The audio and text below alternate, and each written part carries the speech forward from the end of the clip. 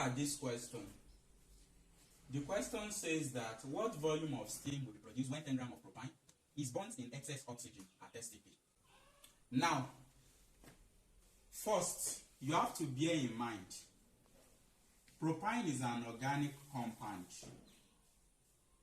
that belongs to alkyne series, and its formula is C3H4. How do we get that? From organic chemistry, alkyne series is CnH2n minus 2. If you substitute 3 into this, that gives us C3. 2 multiplied by 3 will give us what? 6. 6 minus 2, C3H4. Now, another very important thing we need to know now is that combustion of every hydrocarbon will give just 2 products. The first product is CO2, then the second product is water. This is the equation. When propane is burnt in oxygen, it is going to produce CO2 and water. Now look up. How do you balance this equation? It's very simple. How many atoms of carbon do we have here? 3. Let's put that 3 here to balance up the carbon. How many hydrogen atoms do we have here? 4. We have 2 here. Let's put 2 here to balance up the hydrogen. Then the oxygen becomes 2 oxygen atoms plus 3 times 2, 6. Then we put 4 here.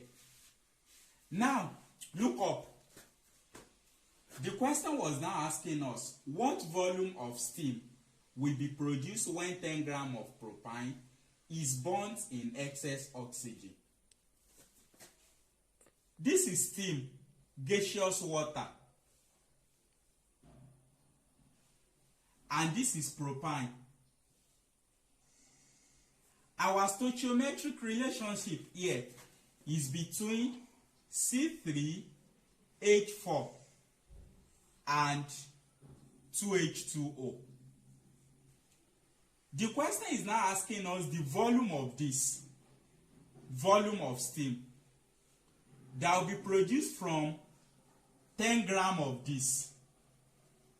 10 grams is what? Mass. So it means this question is on mass-volume relationship. It is trying to establish a relationship between mass of propane and volume of steam. I hope that is clear. So in that case, the first thing we need to do now is this. In terms of mole, how many mole of propane do we have here? We have 1 mole of propane. It is now giving us 2 moles of water. Now, can we actually get the volume of propane? Yes. Mole of propane in the equation, in the reaction, give us what? 2 moles of water. Now, what do? We look for the number of mole that 10 grams of propane is going to give. Number of moles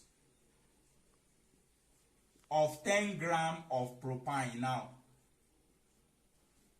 We now be equals to number of mole equals to mass all over molar mass.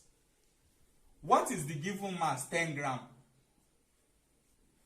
What is the molar mass of propane? Let's do that. Propane is C3H4. Carbon is 12. 12 multiplied by 3 plus 1 multiplied by 4. That's 36 plus 4. That gives us 40 grams per mole. So the molar mass of propane is 40 grams per mole. Now 10 divided by 40, that is 1.1 over 4. 10 over 40 is what? Is 0.25 moles. Now look up. We now come back to this. our C3H4 and 2H2O. Existing mole is that 1 mole of propane give us 2 moles of steams. Now if 1 mole give us 2 moles of steam, then 0.25 will give us what? Will give us X. What we are trying to do here is that the question is on mass volume relationship, but we are going to take 2 steps. The first step is for us to establish a relationship between the mass and mole, which is what we have done here. The second step now is for us to establish the relationship between the moles and the volume. So when we cross multiply, x multiplied by 1, x will now be equals to 0.25 multiplied by 2. 0.25 multiplied by 2 will give us 0.5 moles. So implicitly now, 10 grams of propane will give us 0.5 moles of steam. Are you getting it now? But look at this standard temperature and pressure. Now,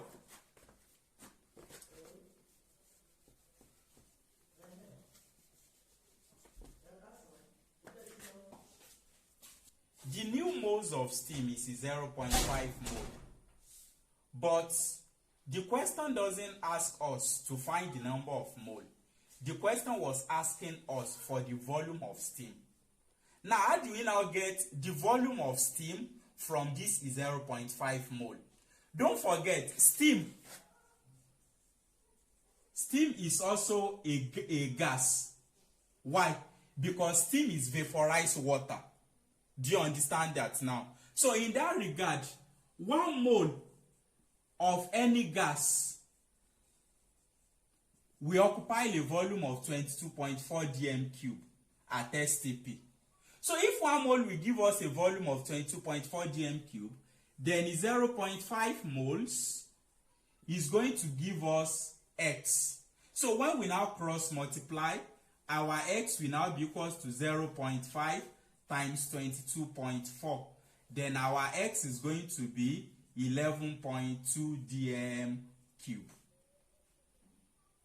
I hope that is gotten. So this aspect of stoichiometry that establishes a relationship between mole of reactants and volume of the product is known as mass of reactants and volume of the product is mass volume relationship. Overall now, the summary of everything is as simple as this. I told us we have mass mole, mole, mass volume, and mole volume. These are the 3 major aspects. Under mass mole relationship, we always have a reactant and product, 2 chemical quantity. The question will ask us to establish a relationship between mass of reactants and mole of products. Under mole relationship, the question will ask us to establish a relationship between certain mole of reactants and certain mole of the products. And under mass volume relationship, the question will ask us to establish a relationship between certain mass of reactants and certain volume of the product. And meanwhile, there is always an existing relationship. If we have something like this, NaOH plus HCl to give NaCl plus H2O. Now, in terms of mole, there is an existing relationship. The existing relationship is that 1 moles of sodium hydroxide produces 1 moles of water. That's the existing relationship in terms of mole. Existing relationship in terms of mass is that What will be the mass of 1 mole of sodium hydroxide? NaOH is 40 gram per mole. That's the molar mass. So the mass of 1 mole of sodium hydroxide is going to be 40 gram. The mass of 1 mole of water is going to be 18 gram. So the existing relationship in terms of mass is that 40 gram of sodium hydroxide is going to produce 18 gram of water. Now, what stoichiometry is now all about is that if 40 gram of sodium hydroxide will give us 18 gram of water, a question can now ask us how many gram of sodium hydroxide will be produced from 5 gram of water. We are now going to relate it that if 40 gram will produce 18, how many gram will 5 produce? X. Then when we cross multiply, we are going to get the answer. That is every salient thing you need to know about stoichiometry. Thank you.